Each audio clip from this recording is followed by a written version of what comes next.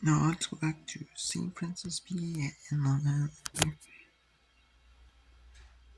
Here, St. Francis PA leads this one 6-0, and they're about to clinch. Yes, and they are the 2025 Northeast Conference softball champion.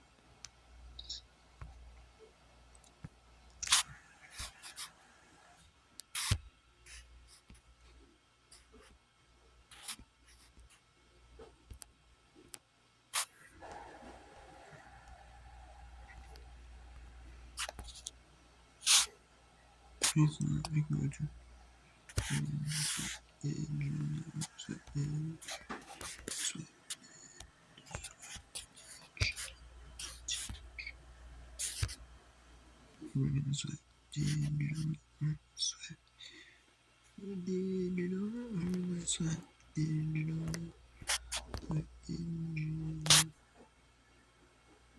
Here in this top of the first inning. Here's the 2-2 pitch.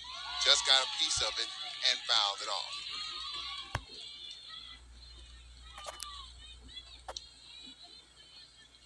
2-2 the count. We're underway in the SWAC championship matchup. These two teams.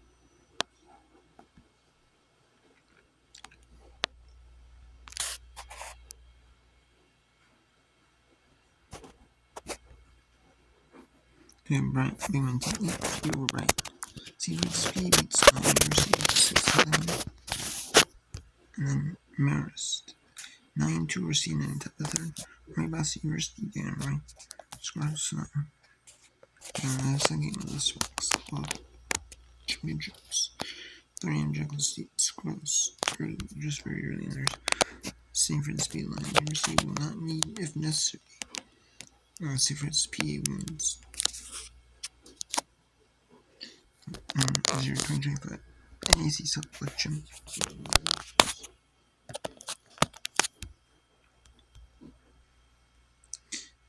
Florida Jekyll State is in the SWAC championships. The if necessary championship game.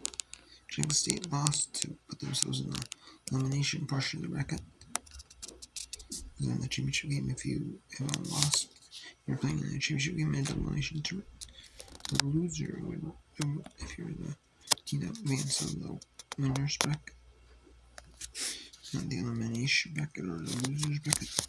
Basically, now they call it the elimination bracket, but if you're in the elimination bracket, and you have to win 2 in a row. If you're in the winner's bracket, you just have to win them 1 or 2 because they'll put you in the elimination bracket. Losing game 1 would. So.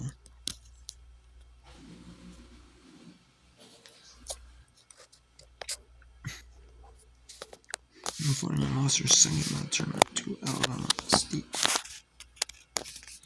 So we'll see here how it goes.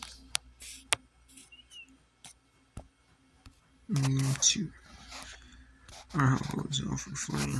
Florida's had to fight off a bunch of eliminations. They've had to fight off 3 eliminations.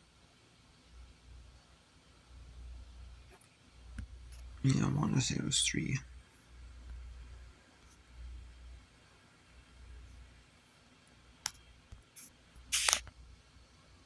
I can actually look here. Back if I really want to. And let's see. Yep, I play 1, 2, 3, 4, 5, 6,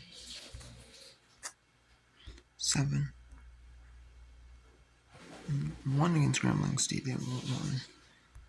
And that was 1.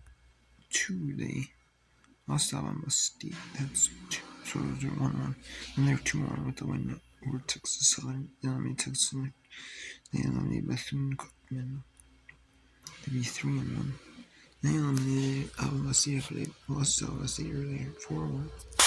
And 5-1, they beat Jackson State in the championship. Softball championship game 1.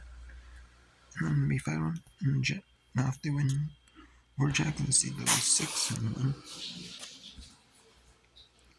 So it's like, wow, that's crazy. 6-1.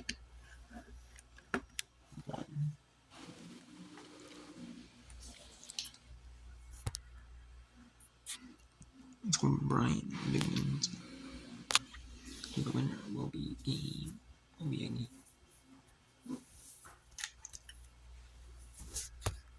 If Brian wins, they'll force if necessary game 2. If Bigminton wins, Bigminton. If Bigminton gets 3 more runs here, it'll be a run one. Or if they win, if they win the 7th inning. Most likely in the top 4, half of the 7. But as long as Bigminton wins, they don't have to play if necessary game 2. Bryant would have to play if necessary game 2. Would have to win this one. Just have a chance if necessary game. Now the count goes full, and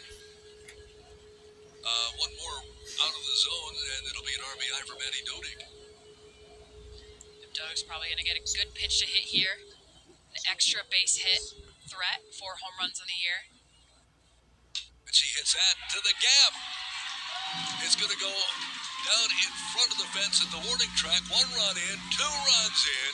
A 2 RBI double, Matty Dodig, and the Bearcats now are in the lead, 10-3. And that gets Dodig to her 12 game on base streak. Longest one current streak Bearcats have. They've had a couple throughout the year. How about this? We're now in a situation 10-3. The Bearcats, 4 runs in this inning. After a 3-run home run, cut the Bearcat lead to 6-3, and now the Bearcats have a chance to end it with an 8-run rule if they can plate 1 more. Wow, what a comeback as far as putting up big-time runs. And Sarah Rendy. Great pitch by Powell there. Nothing. The homer, yeah, how about that? With Rendy a chance to end it. An even better job by Rendy by laying off it, off-speed pitch, a little bit up in the zone. You don't want to get underneath it, pop it to the infield. A sac fly will do the job.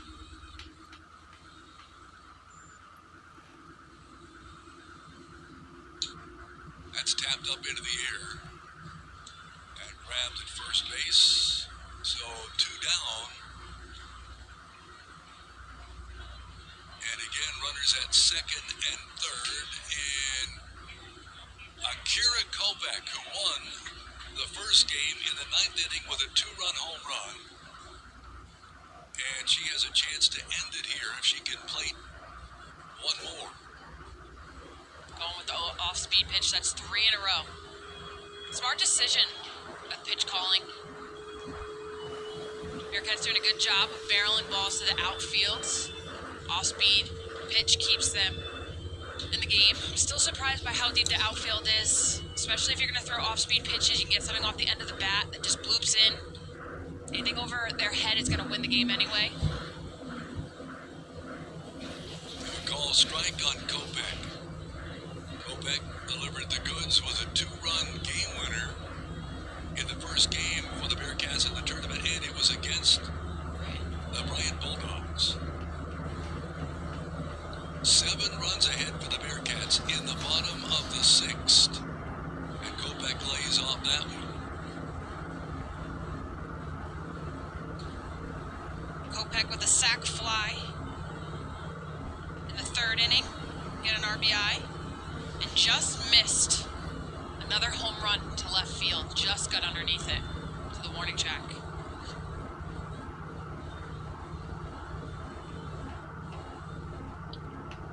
That's it, foul off the right side.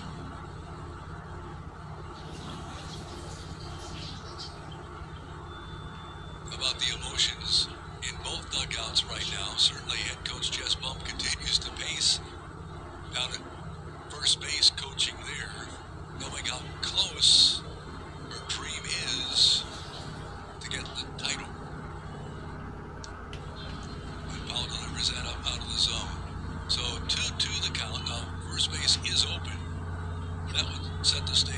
Santos to step in from her leadoff spot. You look out in the crowd, everyone is hovered forward at the edge of their seat. That's a rip foul.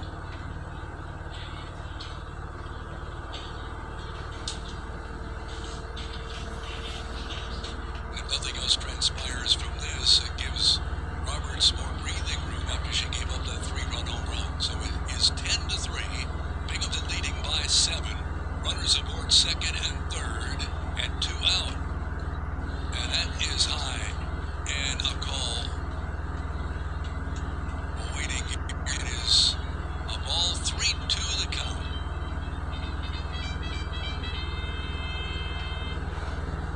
And he just want to just put her on now and set up the stage for a potential force somewhere. And that's what they do.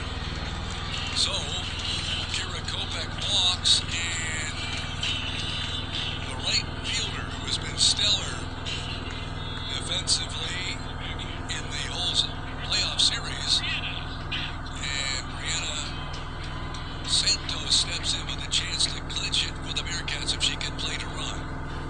10-3 Binghamton. Infield is in. The outfield is in. Actually, short at second. Well, short back at double play depth. And high into the air. Hauk is signaling to make the grab and circles under it. And we do go to the 7. So Hauk makes that catch, ending the Bearcats' chance to walk it off here. We go to inning number 7. It's 10-3 Bearcats on ESPN+.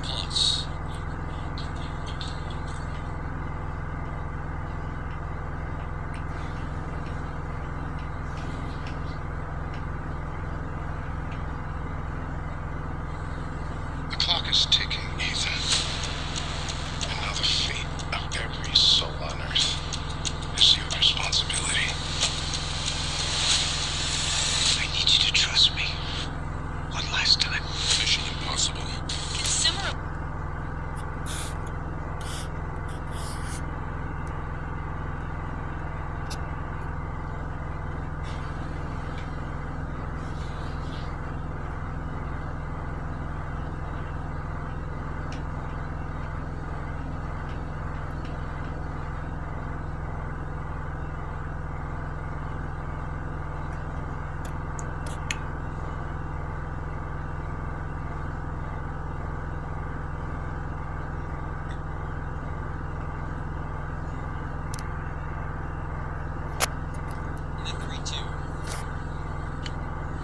Mason.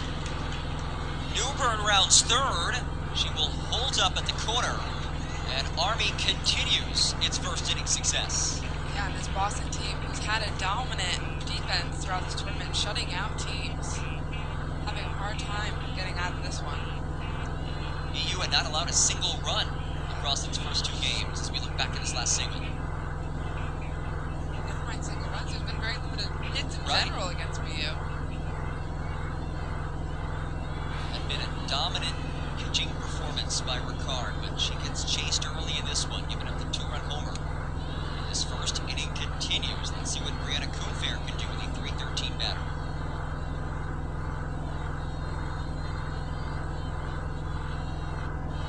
Kuhnfair, the freshman, 1 for 4 in the postseason.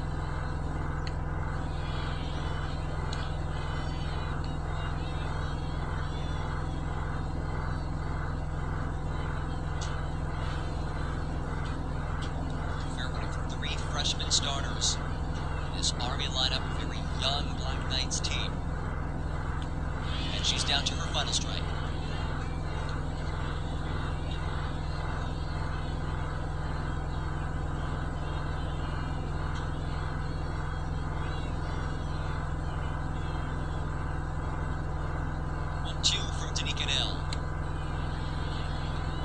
These Army hitters continue to battle. 2 strikes. We've seen now 2 hits with 2 strikes in these batters in the first. John, we talked about how Boston hasn't allowed too many runs, or have needed to.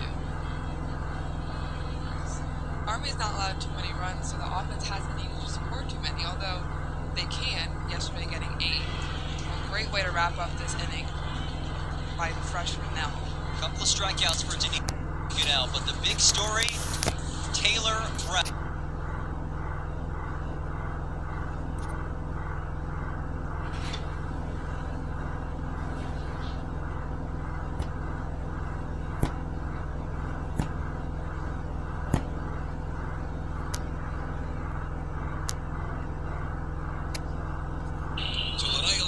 center fielder stepping in, and the Bulldogs sees it. 2 more outs. Roberts looking for win number 21 on the season and 3rd in the tournament. Great location. Nothing Lewis can do with that pitch.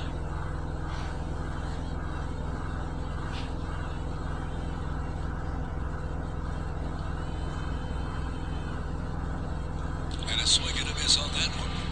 Another great spot. 9 strikeouts in the game for Roberts.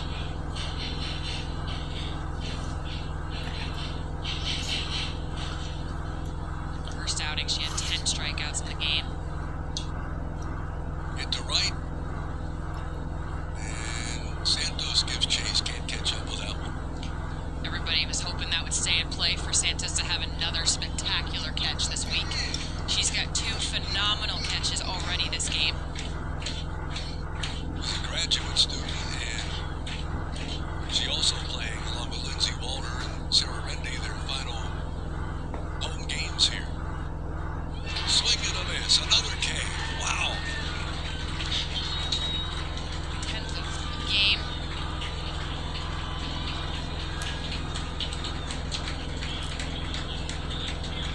And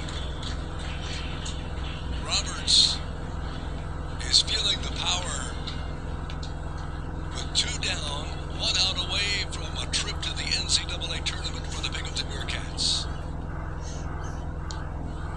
I think she's getting stronger. I was just going to say the same thing. The adrenaline is pretty high. Home fans standing around the stadium. That's upstairs.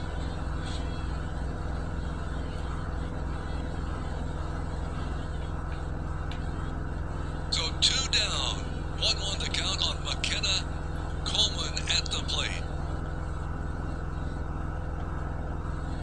And that is low and inside.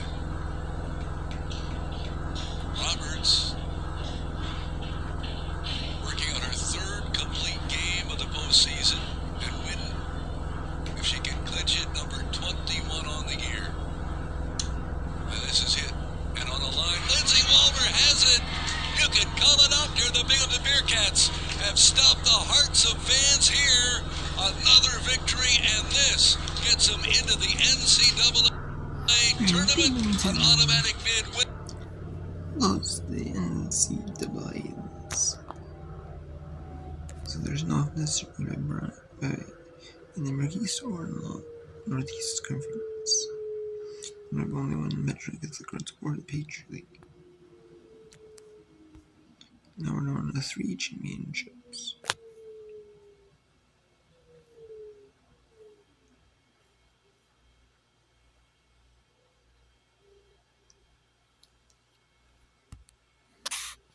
Into a roll in the middle of April and was dynamite down the stretch. Myers ahead 1-2. I think she'll be a consistent player for the next 3 years here at Siena.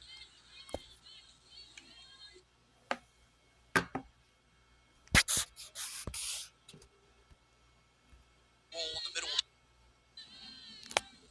Barney Howard's doing a while. Usually we do when Kylie Myers is pitching it.